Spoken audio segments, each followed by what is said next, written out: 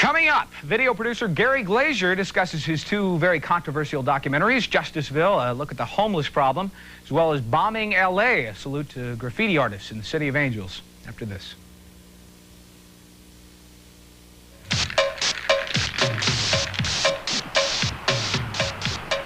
I have a sort of moral code about graffiti. I don't write on people's houses, I don't write on schools, and I don't write on churches. Because that's it's people's stuff. There's a way to get together and to organize your work. And you don't have to look like a bozo or a jerk. You can get a flapper. I'm Greg Kinnear. You are watching Movietime's Videoactive. In the studio is a gentleman producer who has put together a number of documentaries. Two, most recently, are about to become available on home video. They are Justiceville and Bombing L.A. Gary Glaser, thank you for coming by. Thank you. Nice to meet you. Now, first of all, I was reading over some of the documentaries that you focused on, things like homeless, gangs, all sorts of things like that. Very heavy issues. Do you choose those kind of issues because they make for good documentaries, or because you're genuinely concerned about certain things that just happen to be? I think it's out of a sense of genuine concern, although I don't claim to be any more concerned than anybody else. But if you don't, the danger is in choosing something you're not concerned about, because with a documentary, and in most films, you're going to live with it for a couple years, 2 or 3 years, and if you don't like the subject, then you know, it's not a pleasant experience.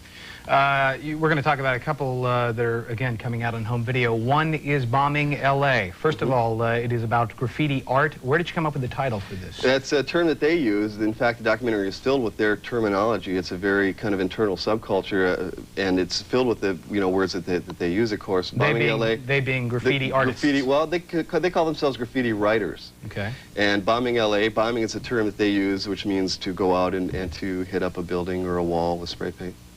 Now, you were mentioning to me before we started here that how many tax dollars are going to be used alone in the state of California to remove graffiti over the next year? That's, well, for we open up the documentary, the first thing with a crawl, Chiron crawl, and it says the state of California spent $40 million in graffiti removal last year alone, and that's all the cities, counties, and state combined. $40 million in tax dollars in graffiti removal. So it's a major problem in many urban areas. Now, in your opinion, are these graffiti artists, are they artists or are they vandals? Clearly what they're doing is vandalism. What do they consider themselves? They're art vandals. I mean, it's really hard to draw that distinction, and I think that's one of the fascinating things about the documentary, about graffiti in general, is that it's art and it's vandalism. It's art being expressed against the will of the public. They don't want to be legal. If graffiti was to become legal tomorrow, it would probably disappear. That's not likely, but the point is that graffiti is illegal, and that aspect of it is, a major part of it. And this is a growing trend. This is not a healthy thing, I would think. Is that the determination you made when putting this documentary together? I don't really make the determinations other than what I leave in and leave out, in that sense. But so I like to, let the viewer make that determination. But what I think might be unhealthy is that a lack of examination of why it's happening. I mean, all this money that's being spent on removal seems to me might be, some of it should be spent on examining why kids do this and what kind of alternatives are there available, as opposed to just using all the money for graffiti removal and apprehension. And again, the title of this one is Bombing L.A. Bombing L.A. Just give us a quick summary. We're going to take a look right now of what the tape's about.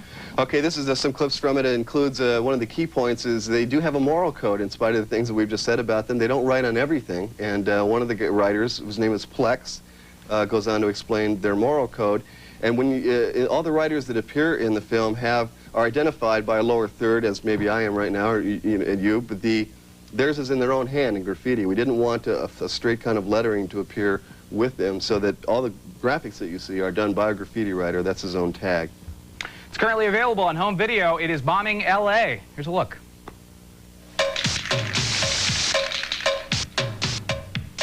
I just started tagging, trying to, make myself known. So, like, I see, pieces burning, After a while, you just see a tag, and you look at a piece. For fame, you can't compare that. People don't like that. It looks, so I can understand it looks bad, but it's fun. It's fun to write your name on things. It's not about violence, dude. It's about art, Police shouldn't affiliate us with gangs and stuff, because it has nothing to do with gangs.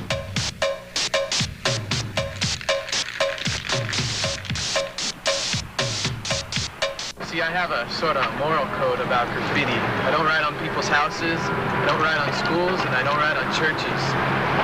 Because that's people's, it's people's stuff. But trash cans, bus benches, mailboxes, things, light poles, places like this. Yeah, city-owned stuff. That's legal. That's legal tender, man. People you don't even know, you're doing your piece and they come up to you and say, oh, you're repo, and you don't even know them. Well, it is, to tell the truth, I know it is vandalism.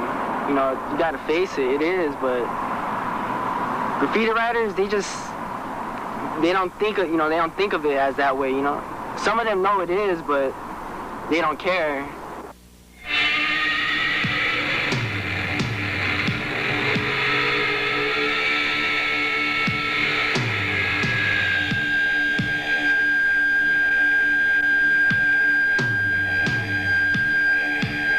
They are graffiti artists. They're all over, well, pretty much all over the country right now. Are there thousands of these guys? I would think so. There certainly are thousands here in Los Angeles, and they're probably in every, major urban area. This is obviously against the law. You're filming them breaking the law. Are you an accessory to a criminal act? I guess in some sense I might be. We did certainly look into that. Cuff him.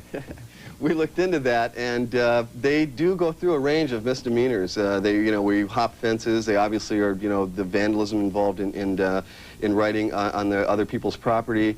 There's a certain element of graffiti writer that likes to liberate, as they used to say, the paint from the paint store. That's kind of part of the culture. So there's a whole range of criminal activity that's related to this. And what I wanted to do was to kind of place myself in that situation where, because everyone sees the evidence of graffiti. Clearly, you can drive down any street in any city and see the evidence, but rarely do you ever see, who's doing it, or certainly you see someone in the act of doing it. So that's what fascinated me. You enjoy this kind of work? I do. I don't know if you really call it work. Work seems to imply that you might get a paycheck from it. So, but it is work in the other sense of it being a labor, and it's certainly a labor of love. Yeah.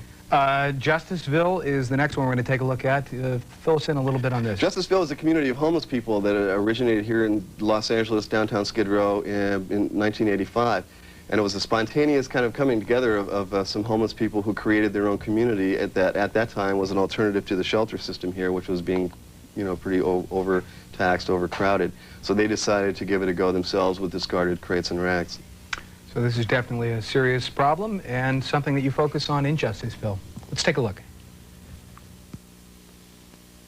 Justice for Justiceville. Justice for Justiceville. Justice. Over 30,000 homeless people in L.A. It's the #1 city where the homeless stay. No jobs, no ride, no bed, no drill. So we started up a shelter called Justiceville. Got the nod from the owner of a vacant lot to put the plywood, cardboard shelters up. Took pride in the property and made it work. You got to stop that Skid Row curse. It was a spirit of cooperation and support for one another down there. One of the main things I see, and not only the mentally ill homeless, but the non-mental ill homeless, is the feeling that society has abandoned them and that there is no hope. A person could have failed tremendously, could be a big failure to life, but as long as there's a place like Justiceville, that person has a chance to be human again after everybody else put the odds on him. He'll never come back. He'll never make it. He'll never be nothing. But in Justiceville, they always leave that question mark, hope. Well, people grew strong as the end grew near. We had a brand new start with the neighbors here. We had privacy and a sense of hope. No standing in line, no crime, no dope. Justiceville makes a point to meet all the county codes to keep the city neat. But when the bag boom goes, it comes around the bend. Take a giant step back, this home's condemned. Justice. It is producer Gary Glazer's Justiceville, and that's good music on that. Thank you. That was written by Tom Bolema and myself. A rap song kind of advances the story, and Tom also did the music for Bombing L.A. under the title of his band, Joe Blow. Joe Blow? Yeah. I think it's important to kind of documentaries get a bad rap. Sometimes people think they're boring, so I think that my task is to bring these kind of social issues to people in a way there's a little entertainment value there as well for them. Looks hip. Thanks for coming by. Thank you. Justiceville and Bombing LA, both are available from the Empowerment Project. Again, thanks for stopping by, Gary. Thank you. Good stuff. That about does it for this week's edition of Videoactive. I'm Greg Kinnear saying stay tuned. Next week, we're going to preview new releases such as Tap with Gregory Hines and Sammy Davis Jr. Really good film. Also, The Burbs with Tom Hanks and The Desperate Hours with the late, great Humphrey Bogart. Going to leave you right now with a song entitled One from the music video 2 in 1. This is Metallica. We'll see you next week.